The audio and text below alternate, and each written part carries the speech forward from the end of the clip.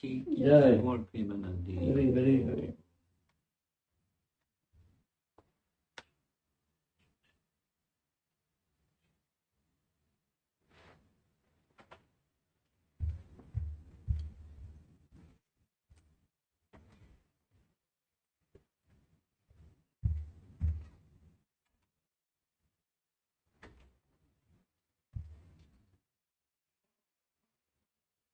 ओम नमो भगवते वासुदेवाय।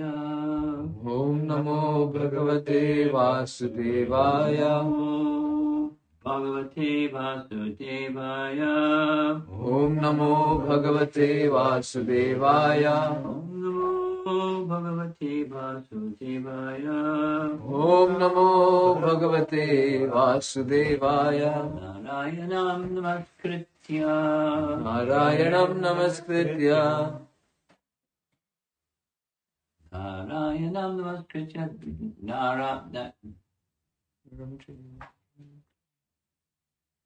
नारं चैव नरोत्तमं नरं चैव नरोत्तमं देवीं सरस्वतीं व्यासं देवीं सरस्वतीं व्यासं जयमुदीरयेत्। ततो जयमुदीरयेत्। This morning reading from Canto 1, Chapter 15, verse number 10. 1, 15, 10.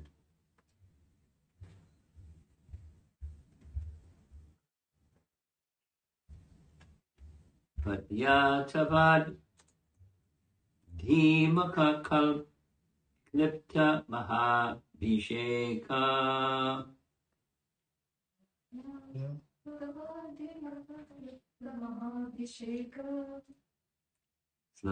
Shlagishta charu kabaram kavitai kativai sabhayam. श्लाघिष्ठचारु कबरं कवित्वे सभायां Prishtam vikirya padayo patita shrubukya.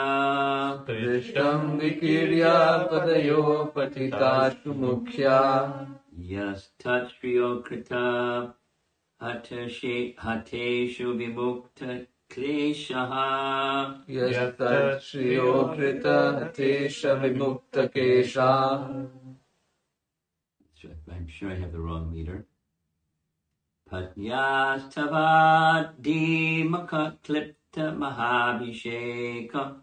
पत्न्यास्तवादिमखक्लिप्तमहाभिषेक Lagdhishta charu kabaram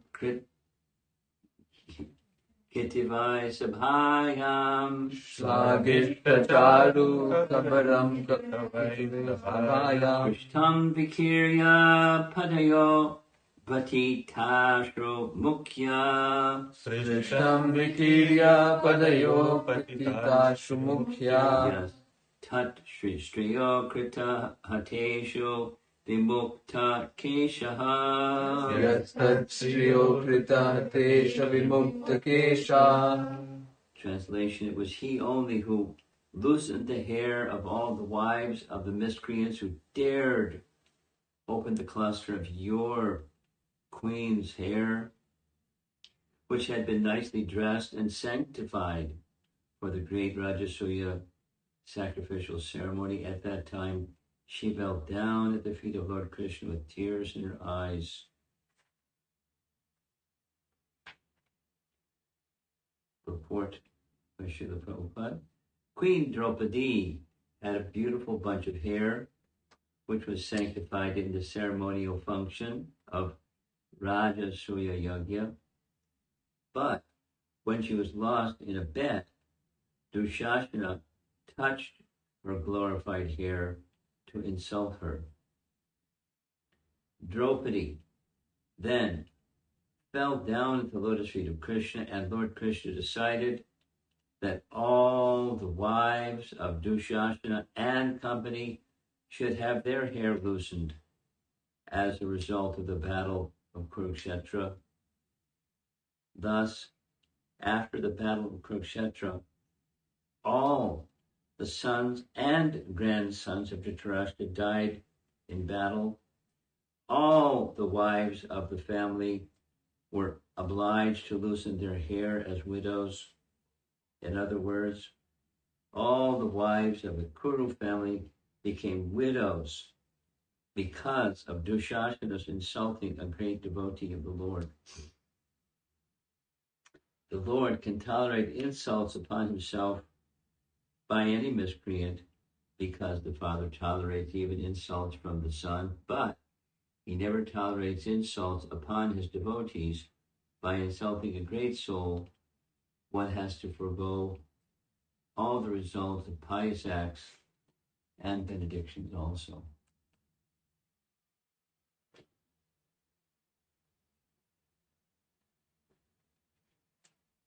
The Pandavas retired timely. So that's chapter 15. You spoke on this verse on Sunday, the previous verse on Sunday. Mm-hmm. You mentioned something in the car ride. I wrote the article based on this chapter. You wrote an article based on the chapter. That's right. That's right.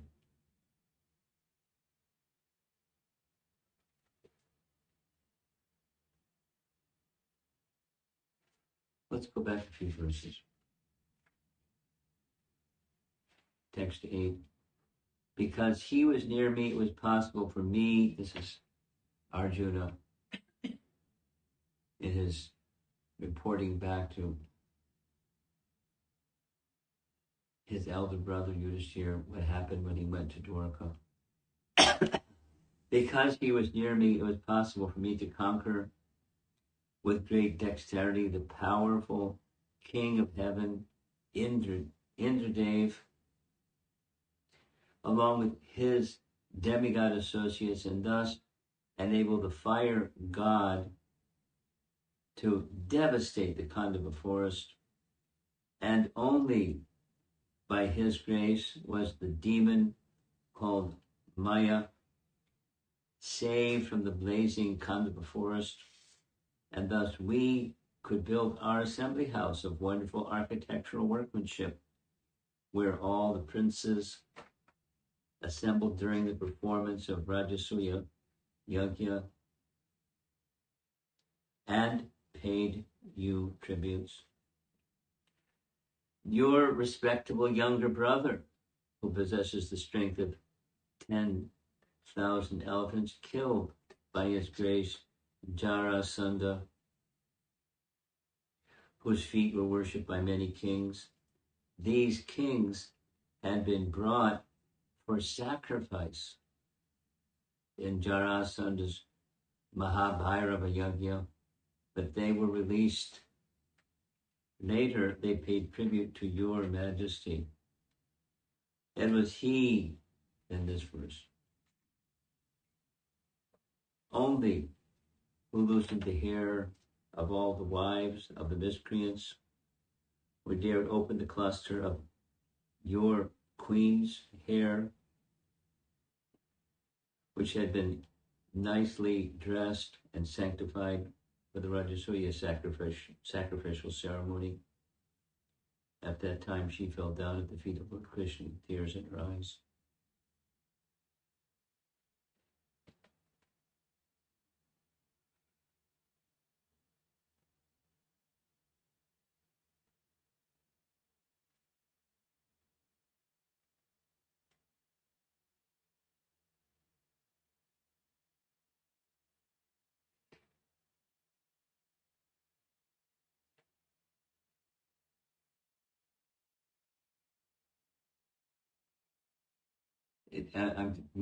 Several things. I'm meditating on the contemporary society view or modern society view that speaks very badly about violence, and in one sense rightly so, because too much violence, and left and right, and violence, and people get provoked and they enact violence even without being provoked. So it's adharma. But then there's violence that's dharma.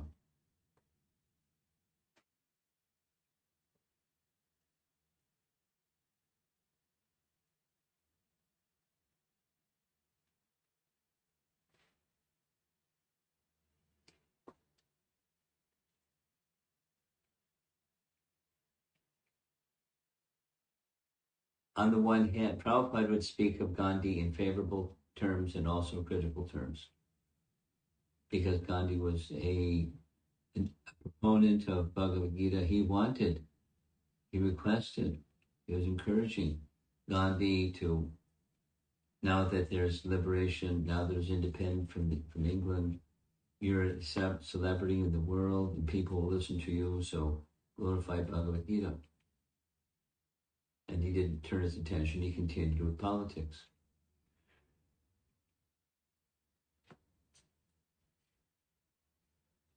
So he, an exponent or proponent or an advocate of Bhagavad Gita, at the same time, how did he, Prabhupada would certainly speak at length about how did he derive the teaching of nonviolent cooperation from the text of Bhagavad Gita. Because in Bhagavad Gita, the beginning point, Arjuna doesn't want to be nonviolent, and the ending point, he accepts Krishna's wish that he become violent. So teaching nonviolence from Bhagavad Gita it's just convenient. The popularity of Bhagavad Gita deriving from Bhagavad Gita is something that's not the teaching of Bhagavad Gita. So, he spoke strongly against that view. I'd say he condemned that view, which was his main platform.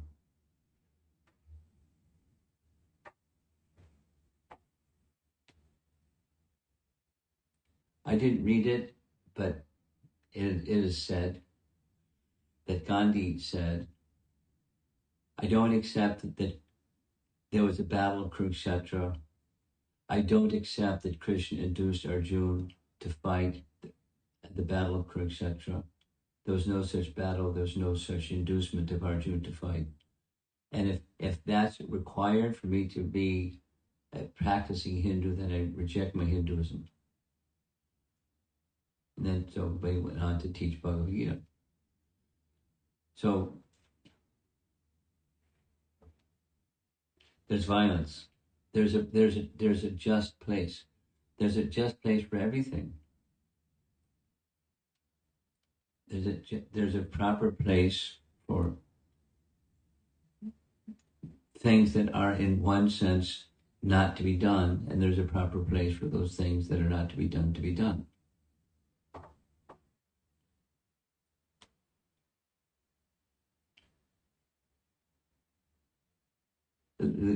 Not all things, but most things. So, for example, this one, this violence of, because Dushashana did what Dushashana did, Krishna then condemned Dushashana, not the wives, but they would, as Dushashana had made this offense to Draupadi, the wives of Dushashana and those that were cheering him on would also have to loosen their hair because of the Vedic tradition.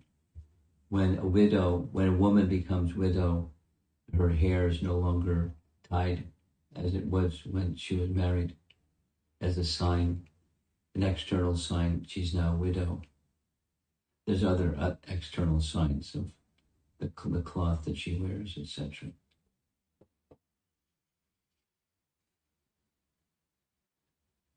So violence, and invoked by the Supreme. So that's bad for a modern moral point of view. So modern moral point of view doesn't work. Besides, there's abundant violence. Is there a place for appropriate violence? And the answer is yes. And then comes the next, and that's the offending a Vaishnava. And then comes offending a very exalted Vaishnava or Vaishnavi like Draupadi. And the consequence of offense is severe. it's not that one should think, well, so-and-so is not an advanced Vaishnava or Vaishnavi, so offense is okay. It's never okay. Never okay because it's not okay with Krishna. And there's consequence. So the consequence may come by nature's own way.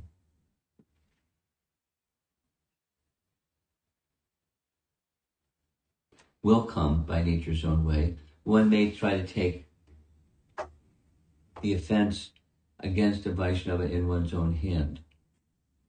And you'll be the instrument for punishment for someone who's the offender. And that's risky business.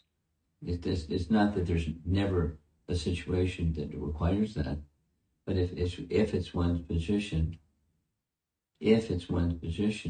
to correct a miscreant by one means or another means, then if it may be appropriate.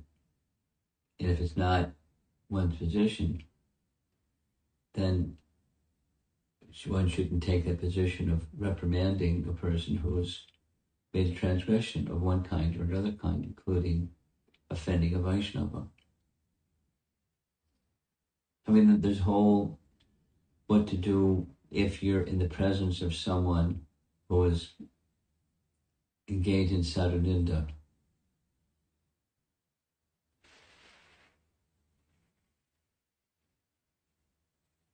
Difficult for the ordinary fellow. So one of there's different options that one can exercise, but this one's extreme. It's Krishna an option Krishna can exercise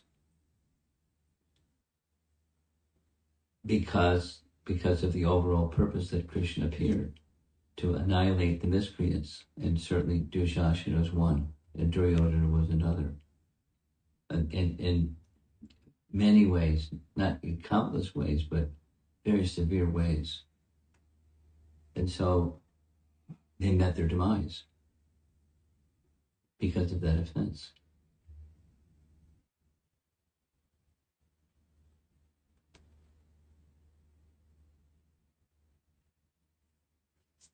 There are many nice instructions in scripture, like the Avadhuta Brahmin, for example, that when people were mistreating him, he took no action.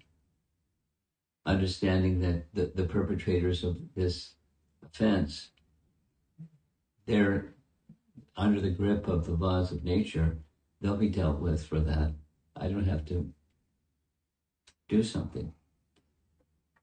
And many other scriptural examples. So if supposing one's on the receiving end of some offense, or supposing you're the witness of someone who's on the receiving end of some offense, what are options? Ultimately, the personality of Godhead is displeased by such behavior, and then there's different courses of action one can take, knowing that fact. The Supreme Lord is displeased by such behavior. Then depends on the degree of severity of that behavior. In this case, Draupadi. And the reaction that went to Dushasana and his buddies, who were also sneering and thinking this was really nice, what he was doing, and making no effort to stop, that those persons are equally culpable or also culpable. And there's consequence. There's consequence for offense. And the degree of the offense and the degree of culpability. Ultimately, that's in Krishna's hand, and it's not a wise position to assume I'm the instrument of Krishna's will, that someone that's culpable is to receive punishment from Krishna, and I'm the instrument. Whack. It's presumptuous. There may be circumstances but then when there are such circumstances, it's not out of my own mental concoction, nor my own anger or resentment that somebody is misbehaving or criticizing another. And so to act as representative of Krishna, it's a very significant position and requires a qualified person to take that position.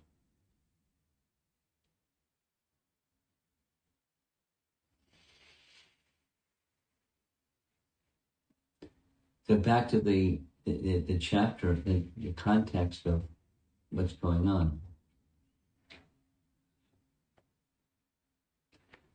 Krishna has departed. Arjuna was sent to Dwaraka because there was this premonition Krishna is going to depart.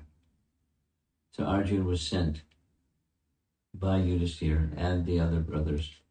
Go find out what's going on over there in Dwaraka. And Krishna and Arjuna found out. And Arjuna was devastated, naturally. But he also had his duty, and the duty was to come back and report to his elder brother, who he revered, and his other brothers. And then they made a decision after Krishna's departure. Pandavas retired timely. That's the chapter. There's a very nice section in Mahabharata that gives some of the details of their journey in the North Country. When we visited Haridwar and Badrinath, we heard some of those histories. Some very nice histories. And they were way, way, way, way, way up in the mountains.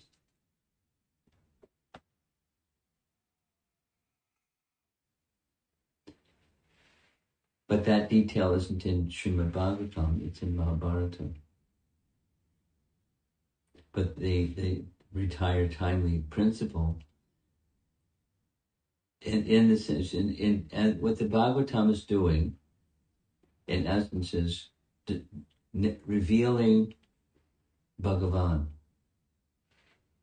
And one who hears the narrations revealing Bhagavan, then such an audience or receiver of this sound vibration has the opportunity, by hearing, to purification and to gradually more deeply understand Bhagavan as described within that sound vibration.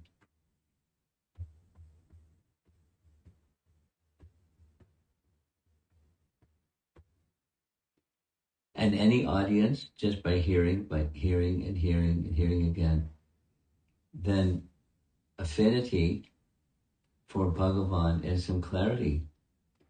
Who is the Supreme? And it's kind of comical or sad. And when different people have different ideas about what is Supreme, philosophical, religious, cultural, and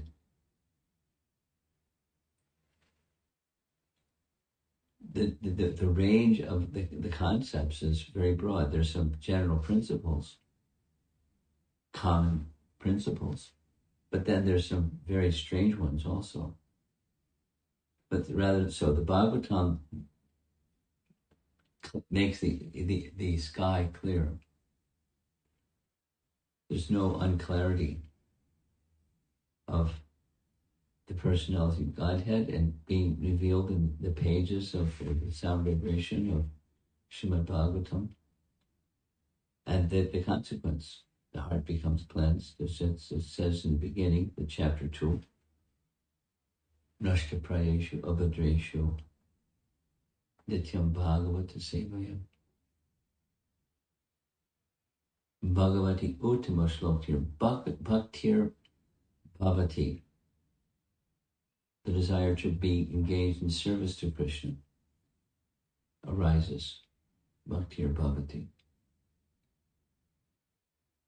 And the modes of nature subside and are cleansed away. even hearing about violence in this particular verse. Understanding what happened to Draupadi in that public assembly, Krishna became violent. He cursed Dushasana. And by his cursing, then the sequence of events happened where, in fact, all Dushasana and all the wives of all the Kauravas underwent this hair loosening procedure, the loss of their husbands. And why the loss of their husbands? Because of the being opposed to Krishna. They all lost their lives.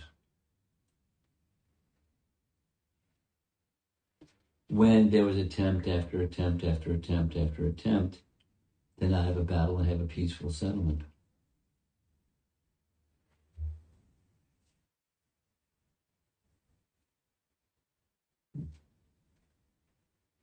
The drama is very vivid, very moving.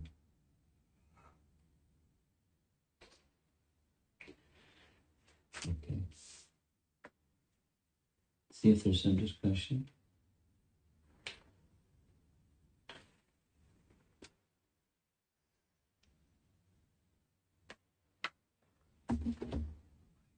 Yes.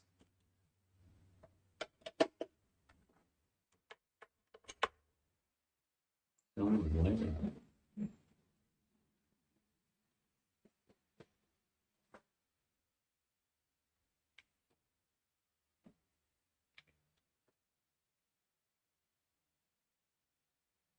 Congratulations, you get figured out how all this works. Hare Krishna, Guru Maharaj. So my question is regarding this statement. So Lord Krishna decided that all the wives of Dushasana and company should have their hair loosened as a result of the battle of Kurukshetra. So I want to understand the mentality of the wives. Were they actually like in support of their husband's act? Like, were they against the will of Krishna, or they were innocent bystanders? And were they physically present during this act of disrobing? Because I'm a bit, to me it seems like they're victims. suffering, like victims unnecessarily, because it's their husbands that decided to do their the misdeed, and the wives in their position have like no power to stop that. We don't have an answer. I don't have the answer to that question. But implied is they were loyal to their husbands. Whether they were like Dushasana, wanting to see Draupadi stripped naked, not likely. But they weren't, pristine either. Otherwise, they wouldn't have had that adversity come to them. The adversity wasn't the same as went to their husbands, but they were in alignment with their husbands. Not necessarily that particular act, but the wickedness of their husbands, because they're all in cahoots. So they're implicated.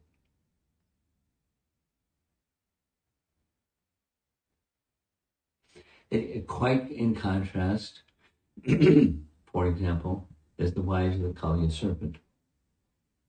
They were faithful to their husband.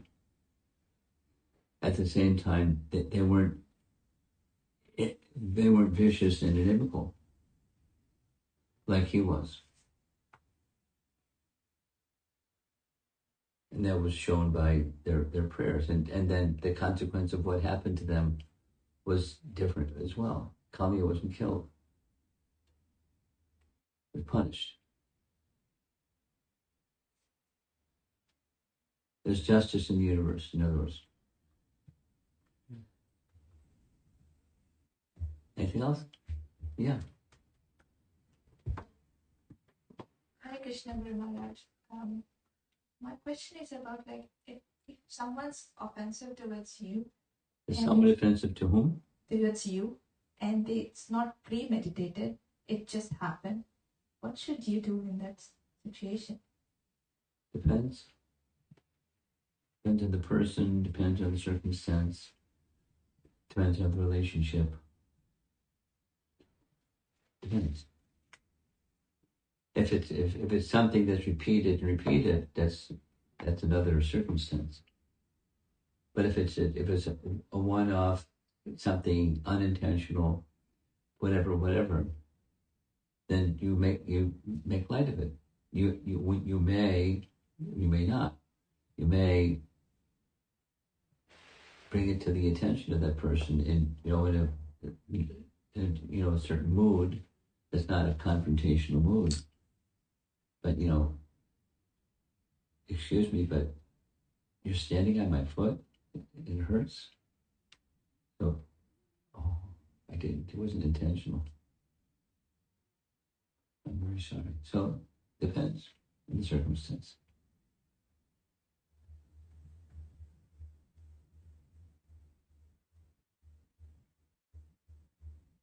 Something else? Okay. Yes, you have something? Hare Krishna, Guru Maharaj. It's more of a technical question. Mm. In the larger context of this chapter, Arjuna expresses a lot of feelings of separation. Yes. From Krishna departing. Recently, at least in Portland, we have heard about the different feelings of separation from Ujjwala Nilamani. In the context of Madhurya Rasa, like Purvara, Man, Prema Vaichitya, Pravas. Does this fall, like, I know the rasa that Arjuna is in is different, but is there a correlation, or does Arjuna's feeling of separation fall into one of these buckets? I don't have the answer to that. Quite possibly, because that's the next question. If so, which one? So I'm not equipped to answer that question. I've not read anything on this particular point, so I can't say. That his relationship with Krishna is well known, and he's experiencing feelings that are very intense. So likely there's some particular terminology that fits the situation, but I can't think of it. I've not read it. I can't think of it. If you want, you can do some research and see what you can find. Since you like this chapter, you wrote something about it. Okay. Thank you. Srila Prabhupada Ki Jai.